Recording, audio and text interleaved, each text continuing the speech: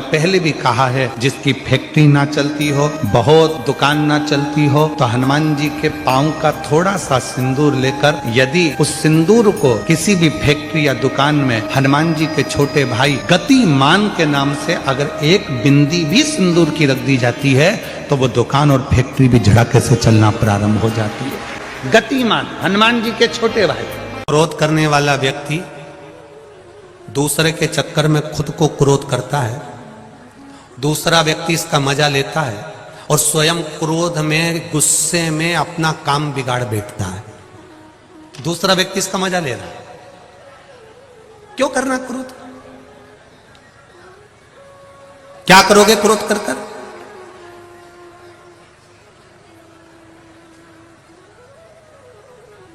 जिस समय क्रोध आए थोड़ी देर भगवान की भक्ति का रसतत्व ग्रहण करो।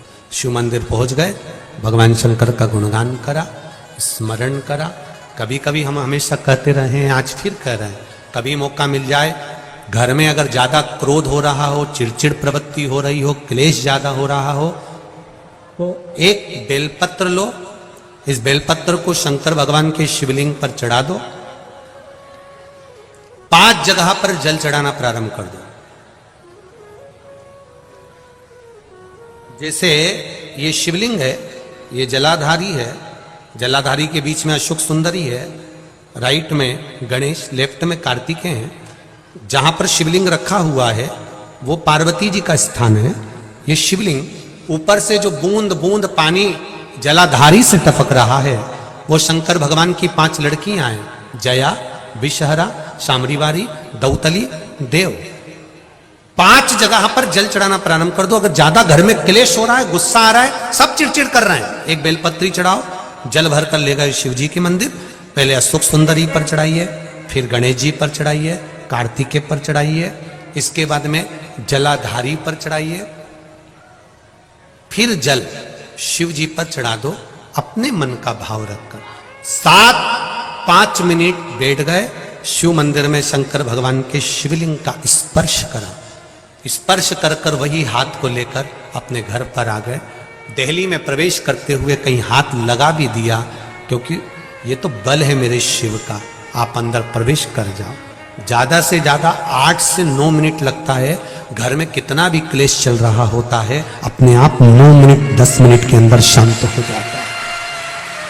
क्रोध की शांति भी मेरा शिव है।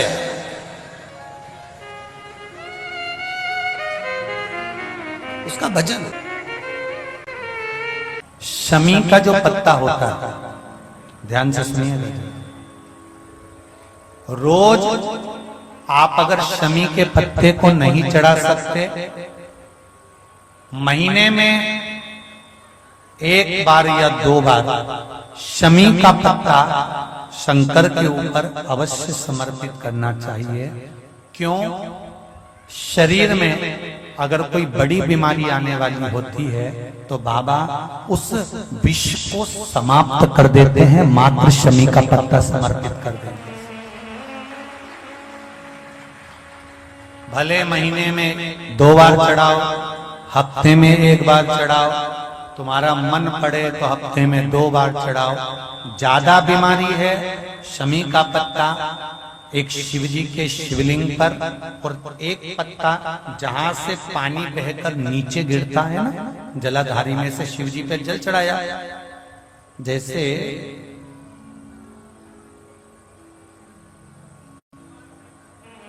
ये शिवलिंग, इस पर जल चढ़ाया तो ये पानी बहकर नीचे आता है, तो जहां गिरता है एक पत्ता शिवलिंग के ऊपर और एक पत्ता जहां से जल नीचे गिरता है वहां। अगर ज्यादा बीमारी है और ऐसा लग रहा है कि डॉक्टर कह रहे हैं कि तबीयत ज्यादा खराब हो सकती है, जांचे जाएगी, ये होगा वो होगा, तो एक पत्ता शमी का ऊपर, एक पत्ता जलधारी जो बहकर नीचे आती है पर चढ़ाना। शमी का पत्र रोग मुक्ति के लिए जब चढ़ाया जाता है तो भगवान शंकर का अवधूतेश्वर महादेव का नाम लेकर चढ़ाया जाता है। कौन सा महादेव? जम के बोलो जरा। अवधूतेश्वर महादेव का नाम लेकर चढ़ाया जाता है।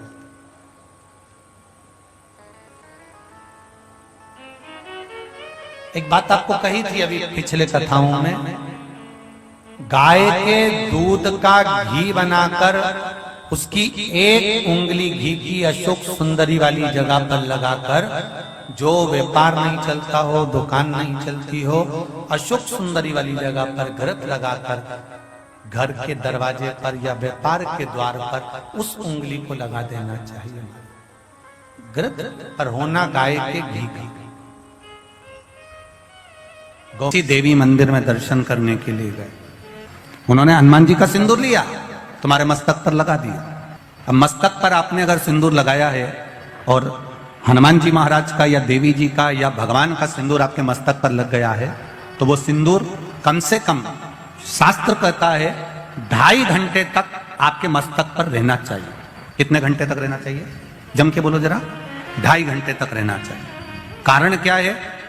भगवान के चरण का अगर कोई कुंकू या सिंदूर हमारे मस्तक पर लगाया गया है, वो 2.5 घंटे तक रहे।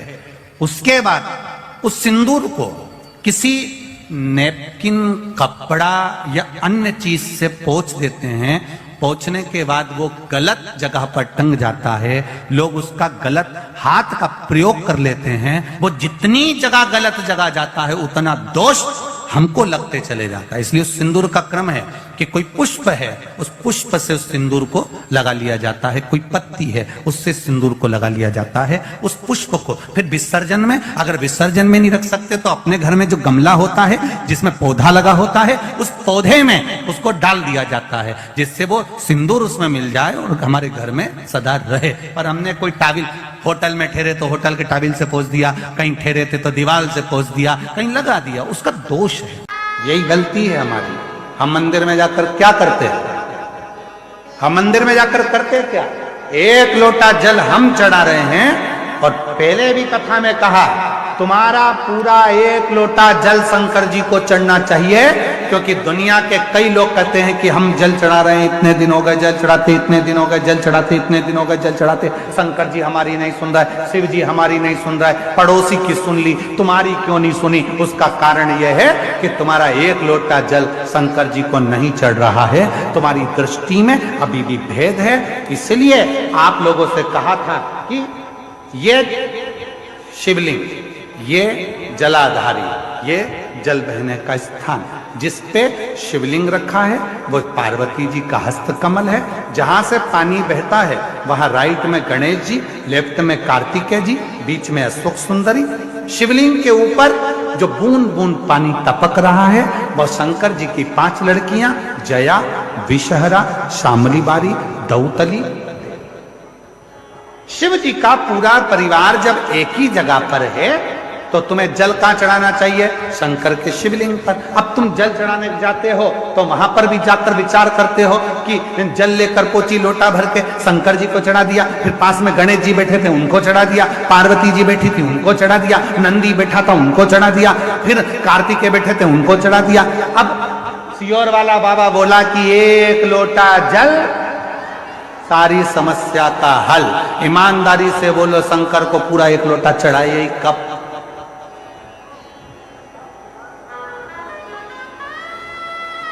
वो 1 लोटा जल लेकर गई थी, उसी में शंकर जी को चढ़ा दिया, उसी में गणेश जी को चढ़ा दिया, उसी में पार्वती जी को चढ़ा दिया, उसी में कार्तिकेय जी को चढ़ा दिया। वो 1 लोटे जल का तुमने विभाजन कर दिया। इसलिए शंकर जी भी कह रहे हैं कि तेरी दृष्टि में अभी भी सब देवता अलग अलग हैं। जिस दिन एक शिवलिंग में तुझे राम, कृष्ण, देवी, देवता, गणेश सबका दर्शन होने लगे, समझ लेना उस दिन तेरा दुख समाप्त होना प्रारंभ हो। दिन तेरा दुख समाप्त होना पर हम शिव के वो 1 लोटे जल को समझ ही नहीं पाते। और आप में से कई लोग होंगे जो ये गलती करते होंगे, ऐसा नहीं कि नहीं करते होंगे। 1 लोटा जल चढ़ाना, गणेश जी को चढ़ा दिया, पार्वती जी को चढ़ा दिया, नंदी को, वो 1 लोटा जल पूरा।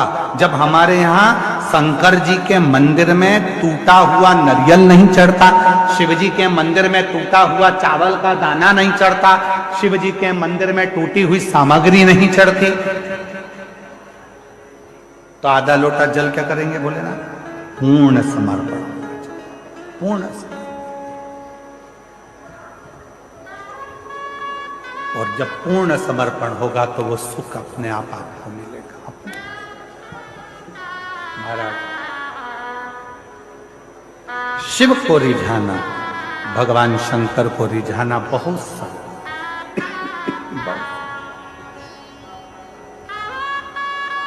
शिव को रिझाने में देरी नहीं होती। शंकर को जैसे ही जल चढ़ाया वैसे ही भोलेनाथ प्रसन्न होना प्रारंभ कर देते।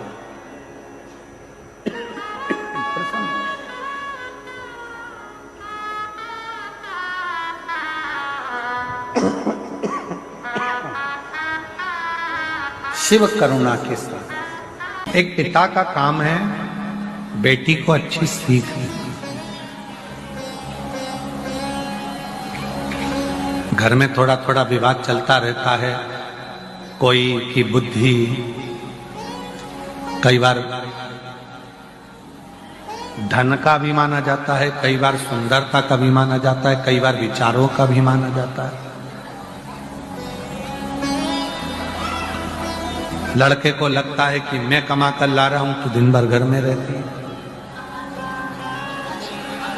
कई बार लड़की को लगता है कि मैं कमा कर ला रही हूं, घर चला रही। कई बार सुंदरता का भी माना जाता है कि मैं इतनी सुंदर हूं, तुम मेरे लायक नहीं। कई बार लड़का कह देता है तू मेरे लायक है।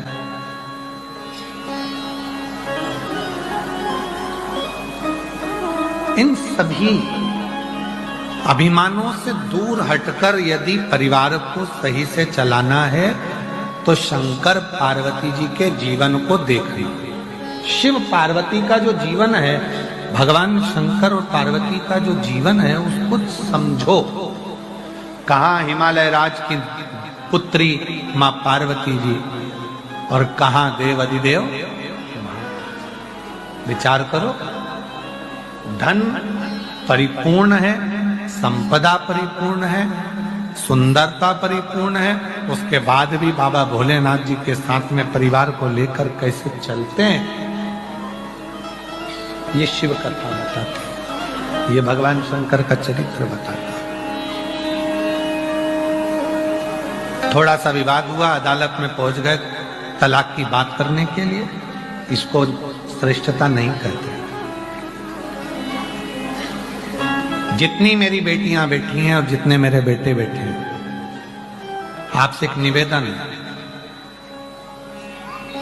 थोड़ा परिवार में अगर दुख है, तकलीफ है, कष्ट है तो उसको समझो, साझा करो, आपस में अच्छे विचार उत्पन्न करो। पर दौड़ दौड़ के बार बार अदालत का रास्ता ना जाए। थोड़ा साझा करिए। हो सकता है थोड़ा समय लग जाएगा, थोड़ा हो जाएगा, धीरे धीरे धीरे धीरे संबंध।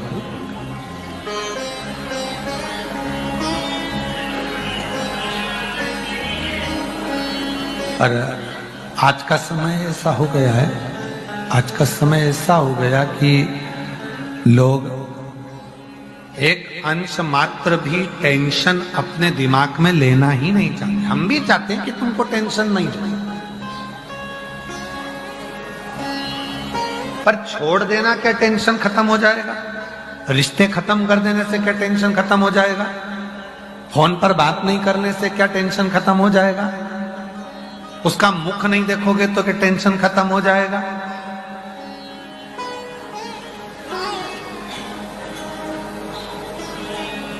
शिव महापुराण की कथा कितनी सुंदर बात कहती है।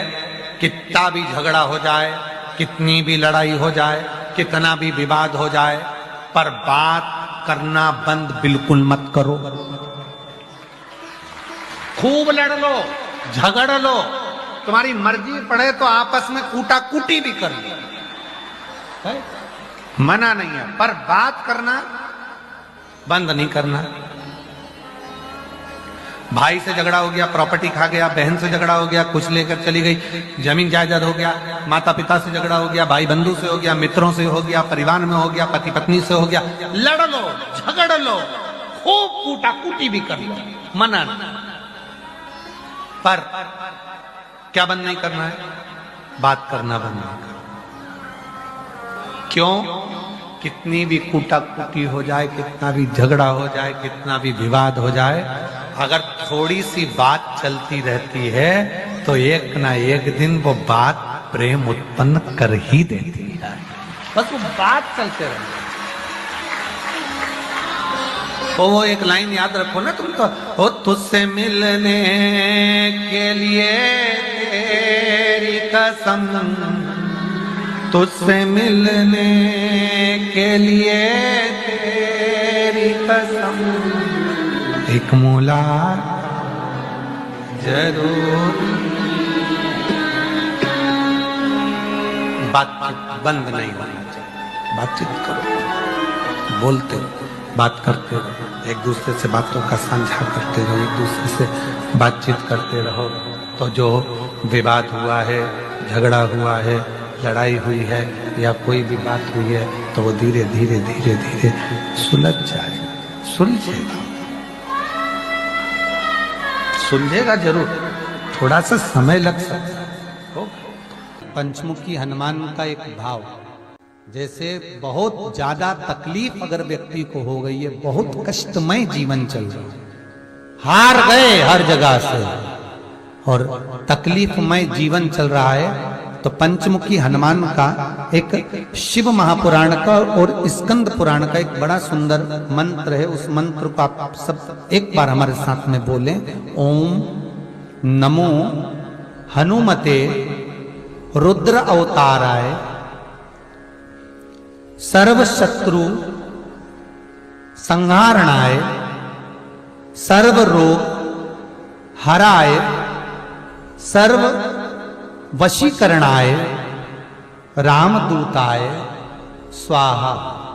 बस इस मंत्र को हाथ में काली तिल लेकर, एक जौ लेकर और गूगल लेकर, थोड़ा सा उसमें गाय का घी डालकर, कंडे को या अग्नि को जलाकर इस मंत्र का 11 बार 21 बार जाप कर कर अपनी कामना कर कर छोड़ दीजिए। कैसा भी रोग हो, बीमारी हो, कष्ट हो, दुख हो, तकलीफ हो, 21 दिन के अंदर वो आनंद आना प्रारंभ कर देता है। इस मंत्र, स्कंद पुराण का, शिव महापुराण का ये मंत्र मूल पंचमुखी हनुमान सुख देंगे। और एक और चीज याद रखिए हमारा,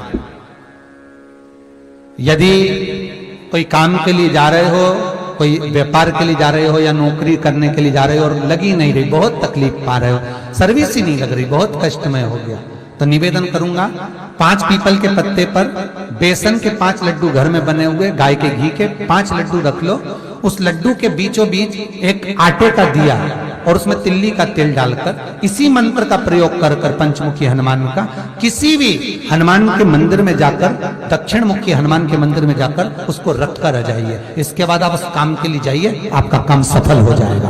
आपको किसी को नहीं कहना पड़ेगा कि हाथ जोड़ना नहीं पड़ेगा, किसी के पांव नहीं पड़ना पड़ेंगे, तुरंत काम होगा। बस इस मंत्र का स्मरण कर कर पंचमुखी हनुमान का भूतेश्वर जो मंत्र है 7 दुर्वा, और उस 7 दुर्वा को जो ये